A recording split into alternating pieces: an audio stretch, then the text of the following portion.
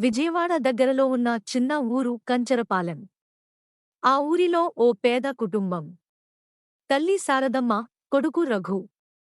తండ్రి మరణించిన తర్వాత ఒక్క తల్లిదే సంపాదన మార్గం. వాళ్ళ దగ్గర ఉన్నదల్లా 3 సూపులు, 2 పొయ్యిలు, ఓ చిన్న చెత్త టిఫిన్ బండి. అయినా తల్లికి ఒక ఆశ: నా బాబుని పెద్ద మనిషిని చేయాలి. అదే ఆశతో రోజూ ఉదయం 4 గంటలకు లేచి, ఉడికించిన ఇడ్లీలు, వడలు, దోసెలు టిఫిన్ బండిపై పెట్టేది శారదమ్మ. రఘు చిన్నప్పటినుంచే అమ్మతో పాటు ఉండేవాడు.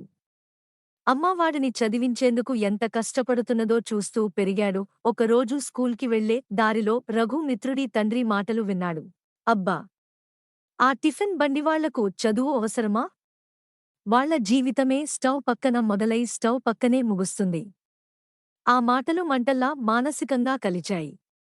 అయినా రఘు వెనక్కి తగ్గలేదు. ప్రతిరోజూ టిఫిన్ పనిలో అమ్మకి సహాయం చేసి, అప్పుడే పుస్తకాలు తీసుకుని చదివేవాడు. ఆ సమయంలోనే అతనికి ఒక ఆలోచన వచ్చింది.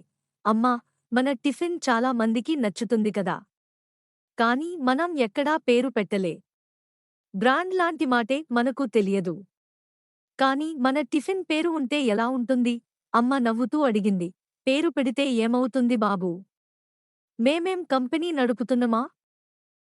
అయినా రఘు ఓ చిన్న ప్లేటు తీసి అమ్మచేయి టిఫిన్స్ అని రాసి బండిపై కట్టేశాడు.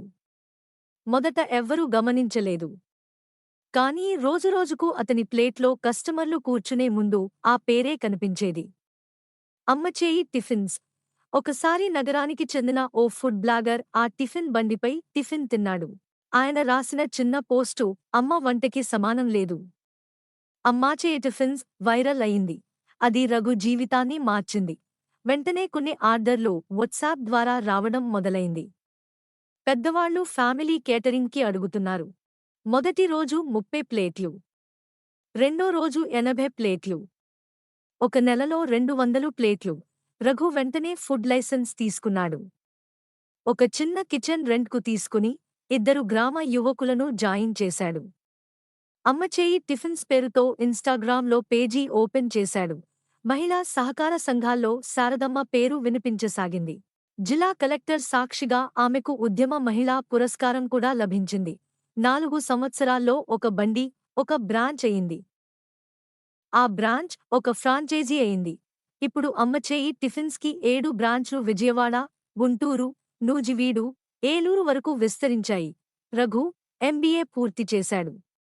కానీ గర్వంగా చెప్పాడు, నాకొచ్చిన విజ్ఞానం స్టవ్ పక్కన నేర్చుకున్నది. పేపర్లో కాదు, అమ్మ చేతిలో.